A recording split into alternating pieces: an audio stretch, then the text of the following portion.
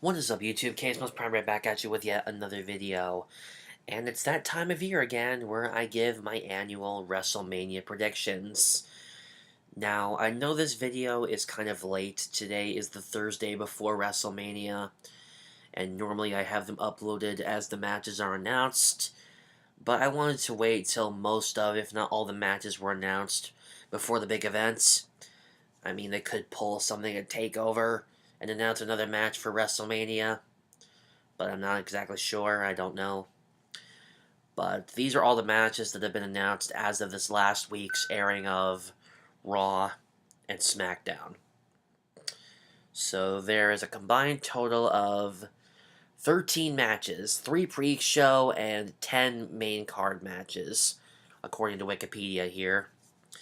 I'm going to go in whatever order I feel like talking about them. If you agree with my predictions, or if you disagree, drop comments, whatever. But let's jump right into it. Starting right off is the Andre the Giant Memorial Battle Royal, which is something they've been doing since WrestleMania 30, which was ironically introduced at the Mercedes-Benz Superdome at WrestleMania 30 4 years ago. And the announced participants, as of the recording of this video, are Dash Wilder, Scott Dawson, Baron Corbin, Mojo Rawley, Ty Dillinger, Matt Hardy, Dolph Ziggler, Fandango, Tyler Breeze, Goldust, Heath Slater, Rhino, Zack Ryder, and Primo Colin. Honestly, I thought the Andre the Giant Memorial Battle Royal was just going to be a one-time thing at WrestleMania. I didn't think they'd ever do it again. I can't believe they're still doing it to this day. I forgot who won it last year. I should remember, considering the facts I was at WrestleMania last year. I should remember. I mean, I remember Braun Strowman and Big Show were favorites to win, but I forgot who ended up winning it. I really don't remember. Might have been Apollo Crews. I really don't remember. But if this year's cream of the crop, I really don't know. Because we have a limited number of participants announced, they really don't give us the rest of them until the actual event itself. But as of right now, I don't have a pick to win the Battle Royal for the Andre the Giant Memorial Battle Trophy. Next up is something very similar. This is the Women's Battle Royal. This is the first one for the women, and so far there's only 13 participants announced so far, out of who knows how many. They haven't given us an exact number. But the announced participants so far are Sasha Banks, Becky Lynch, Liv Morgan, Naomi, Natalya, Ruby Riott, Sarah Logan, Bayley, Lana, Mandy Rose, Sonya Deville, Mickie James, and Carmella. The majority of the participants are from SmackDown, and there's very few from Raw. You know, I kind of find it weird that they're having Sasha Banks and Bayley compete in this thing when they could have given them their own individual match since Bayley's heel turn. So why didn't they just do that? Give them their own match instead of having them face off in the Memorial Battle... yeah, my tongue stops working. The Memorial Battle Royal, or WrestleMania Battle Royal, whatever the hell they're going to call it. Like I said, I do not have a favorite to win, you know. Unless Eve Torres comes out of nowhere and wins it, or Emma comes back from the Indies and wins it, I really don't have a pick to win. Because I know Bayley and Sasha are going to lose. I know Mickie James won't win. Carmella, she probably won't win because she's already Money in the Bank. You know, I really don't have a pick to win it. So, okay, moving on. Starting off on the undercard matches, what I dub the undercard matches, or the other pre-show match, is Cedric Alexander versus Mustafa Ali in the finals match for the Cruiserweight Championship. Now, I forget the exact reason why Enzo Amore was released from WWE. I know Big Cass quits, and for some reason Enzo, I don't know what exactly happened that got him fired from WWE, but he's gone now. So with that, that meant the crowning of a new Cruiserweight champion. Honestly, the Cruiserweight division has been kind of meh since its introduction 2 years ago. I've not really... Whenever a cruiserweight match comes on Raw or after SmackDown, I don't even watch 205 Live. That's just a sign for me to go to the bathroom. So I really don't care that much about the cruiserweight division. I could care less who wins the cruiserweight division match, so I don't care. Alright, now let's get started with the main card matches. We'll start off with this triple threat match. The Miz versus Seth Rollins and Finn Balor for the Intercontinental Championship. The Miz is being completely bullheaded, thinking that he should be main eventing WrestleMania because he thinks the Intercontinental Championship is the most prestigious title in all of WWE, even though it kind of isn't. Even though it's an oldie title, it's not that prestigious compared to the WWE Championship. But there's been a mix-up between him, Seth Rollins, and Finn Balor over the last few weeks. I haven't watched Raw in a while, but they've been challenging each other for the Intercontinental title. Hopefully this will be the first time in a while where Finn Balor unleashes the demon. I mean, he's really only used it at SummerSlam so far. When he was in the match at Survivor Series, that would have been a perfect time to use it. Or, not Survivor Series, what am I thinking of? Where was he at? Who was he competing against? Oh yeah, against Kane. When he fought Kane. That would have been a perfect time to use the demon. I don't know why has barely been using the demon. He sticks more to the Balor Club gimmick, especially considering he's recently teamed up with Gallows and Anderson. But hopefully he'll unleash the demon. Finn Balor or Seth Rollins is my pick to win. I am sick of seeing The Miz as champion. I really wish he would give it up and find a new gimmick, because it's starting to get boring after a while. Randy Orton versus Bobby Roode versus Jinder Mahal versus Rusev in a fatal four-way match for the U.S. title. Not gonna stunt Bobby Roode. I mean, I don't like Randy Orton that much. I don't give two craps about Randy Orton or Rusev or Jinder Mahal. I mean, Jinder Mahal had his title run. He doesn't need another one. And it's almost a year later. They still don't have his side plates on WWE Shop. So, Bobby Roode. Make the U.S. title glorious again. Alexa Bliss versus Nia Jax for the Raw Women's Championship. I was wondering who was going to face Alexa Bliss after she retained the title at Elimination Chamber. You know, I didn't think the brand split was going to last this long, honestly. I thought it would have dissolved by now, and by now, Asuka would be fighting against Charlotte and Alexa Bliss in a triple threat match for a unified women's championship, and they end the brand split. But I was wrong. Personally, between the two, I would probably pull for Alexa just because I think she's hotter than Nia Jax. That's just my opinion. But I'm pretty sure Nia Jax will probably win the title anyway, knowing them. Charlotte Flair versus Asuka for the SmackDown Women's Championship. I think you all know I fucking hate Charlotte. Even as a face, I still hate her. Because she's just a whiny little bitch who thinks she's the queen just because her father's Ric Flair. I cannot wait to see Asuka defeat her at WrestleMania and bring the SmackDown Women's Championship to Raw, which will lead to a hopeful unification. If not, she goes to SmackDown and we're one less popular superstar. Or maybe Nakamura comes to Raw. I don't know. We shall see. But like I said, I hate Charlotte. So I'm pulling for Asuka. Cesaro and Sheamus, or, excuse me, The Bar, versus Braun Strowman and a to-be-determined opponent, or tag team partner, in a match for the Raw Tag Team Championship. Now, I really have no clue who the hell is going to be Braun Strowman's tag team partner. We have no clue who it's going to be. You know, Kurt Angle hasn't said anything. They haven't dropped any sort of hints.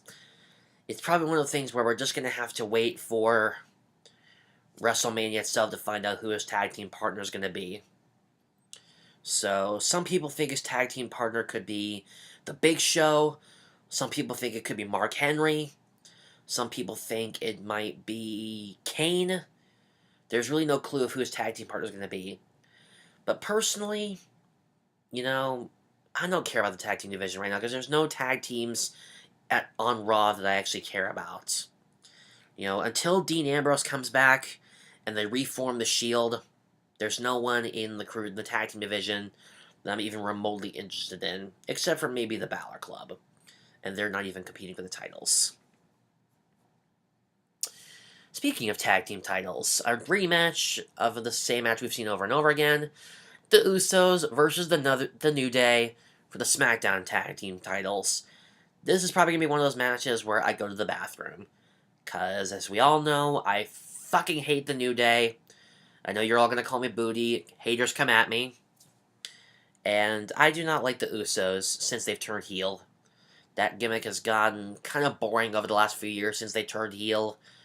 Either turn them face or send them back down to NXT. Because it's getting kind of boring. Personally, I don't care who wins that match. I mean, if the New Day does it, they're probably going to gloat about their previous 483-day reign as tag team champions. And they'll probably enter while jumping out of a giant box of Bootios, like they did at WrestleMania 32. But I don't care that much about this match.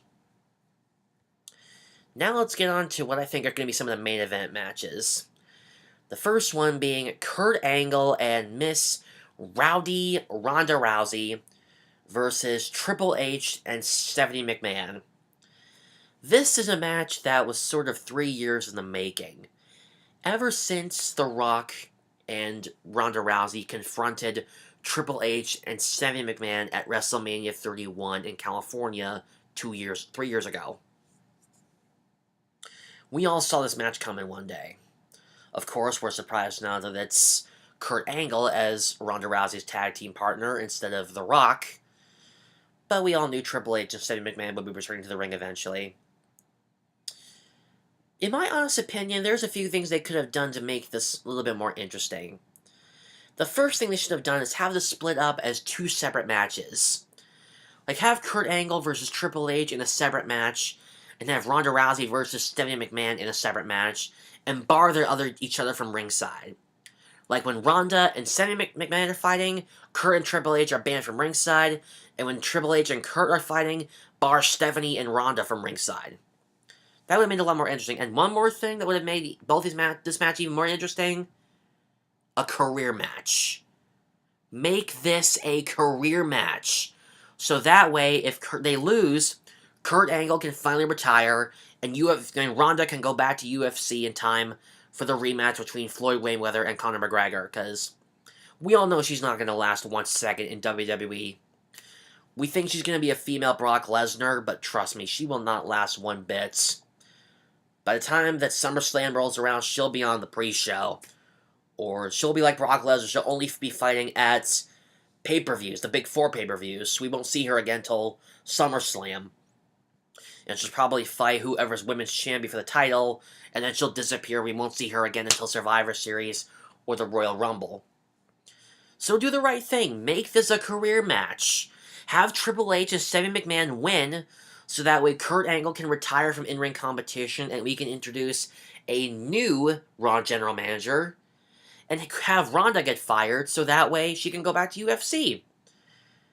I mean, she's already disrespecting Roddy Piper by stealing his t-shirt design and stealing his jacket. I'm pretty sure he's rolling over in his grave when she claims that they were friends. I totally disagree with that statement. I have not seen one picture of Roddy Piper with Ronda Rousey. I bet Piper is in his grave giving Ronda the finger for stealing his look and his t-shirt and his jacket. I personally hope Triple H and Stephanie McMahon kick Ronda Rousey and Kurt Angle's ass and send them packing. This is the one time I thought I'd be pulling for Triple H, Make it a career match, WWE. Make it a career match. And if, for some reason, Triple H and Stephanie McMahon lose, oh well. Too bad. We can finally write Stephanie McMahon off TV, and Triple H can finally go back to being his desk job as the COO of WWE. and he doesn't have to be on camera all the time. But that's just my opinion. Now for a match I'm really looking forward to. Kevin Owens and Sami Zayn versus Shane O'Mac himself and making his in-ring return, Daniel Bryan. Ever since Daniel Bryan retired from in-ring competition 2 years ago, I've always wondered what would be his... If he would come back for at least one more match, what's it going to be? And it looks like we finally found our answer. Now, originally this was supposed to be a match between Kevin Owens and Sami Zayn. Just the two of them, set up by Daniel Bryan. But after Daniel was cleared to return to in-ring competition, it was originally supposed to be a 2-on-1 handicap match. But then Daniel threw Shane under the bus and said, alright, it'll be managers versus you. And there's also the stipulation that if Sami Zayn and Kevin Owens win, they're rehired to SmackDown. Personally, I'm pulling for Shane and Daniel Bryan for this match. I mean, I would be an idiot not to pull for Daniel Bryan, because I like Daniel Bryan. And I'm wondering what Shane McMahon's baseball jersey is going to look like this year. Is it going to be white, like it's always been, or is it going to be blue, like his one Survivor Series he had? That was a kick-ass jersey, WWE. You should have sold it online. Moving on to the other two main event matches. AJ Styles versus Shinsuke Nakamura for the WWE Championship. Josh, I know you're watching, and I know you're going to hate me for this, but I'm pulling for Nakamura. I have wanted to see Nakamura as WWE Champion since he faced Jinder Mahal at SummerSlam last year. It is time for the King of Strong Style to take the throne as WWE Champion and send AJ Styles packing. I mean, either send him over to Raw, or better yet, fire his ass and send him back down to the Indies to rejoin the Bullet Club. That's just my opinion. If they want to make AJ Styles relevant again, this is what you do. Either you send him to Raw, or kick him down to the Indies where he can rejoin the Bullet Club. Because the Bullet Club could really use him right now. Especially with Cody Rhodes threatening to change the logo. So that's my opinion. Nakamura wins, AJ Styles loses, and he either gets sent down back, he either gets traded to Raw at the draft, or he leaves WWE to pursue a career in the Indies and make the Bullet Club great again. That's my opinion. And finally, I know what side I'm taking for this match, but I probably know how it's going to end. Roman Reigns versus Brock Lesnar for that. The Universal Championship. This match has been 3 years in the making. When Roman Reigns fought Brock Lesnar at WrestleMania 31, no decisive winner was determined between the two because, as we all know, Seth Rollins cashed in Money in the Bank and pinned Roman Reigns to win the WWE World Heavyweight Championship. So it was never clear between Roman and Brock who would win. This time, we will finally find out, and I have a scary feeling it's going to be Roman Reigns. You know, because there's rumors that Brock Lesnar is going to leave WWE after he loses this match, so I'm really kind of scared. I want Brock Lesnar to win, just because I fucking hate Roman Reigns, but I know Roman's probably going to win. I mean, I remember the amount of boos he got at WrestleMania 33 as soon as he pinned The Undertaker and the bell rang. You know, I was booing him out the door. You know? And I don't blame him for that, following me on Raw chanting, "Fuck you, Roman." I don't blame him one bit of an iota. I was doing the same thing when I got home. And Roman, it is not your yard. You could say it all you want, it is not your yard. It will always be the dead man's yard. So my pick is Brock, but it's probably going to end up being Roman. There is one match I have not mentioned that I probably should, and that's John Cena versus The Undertaker. They've been hyping up this match for a while, but The Undertaker has not responded to John Cena's calls. So, is this match not happening? Is it going to be announced at WrestleMania that this match is going to take place? Or is it not happening at all? What's the deal here? If it does happen, I'm definitely in the dead man's corner. We all know I'm a huge Undertaker fan, so... But I kind of doubt it's going to happen, because I saw Undertaker's last match witnessed live at WrestleMania 33. I actually saw him lay his coat hat and gloves in the middle of the ring, and I was chanting "Thank you, Taker" as I watched him leave. It was a sad sight to see, but I'm pretty sure that match with him and John Cena is not happening. The dead man is done. So, but if he does come back for this one last match, John Cena will rest in peace. I can't do the thing with Undertaker where he rolls his eyes in the back of his head. I can't do that. So, those are my predictions for WrestleMania 34. What are your predictions? Let me know in the comments down below or do a response video. I guess that's about it. Later, guys. I am out of here.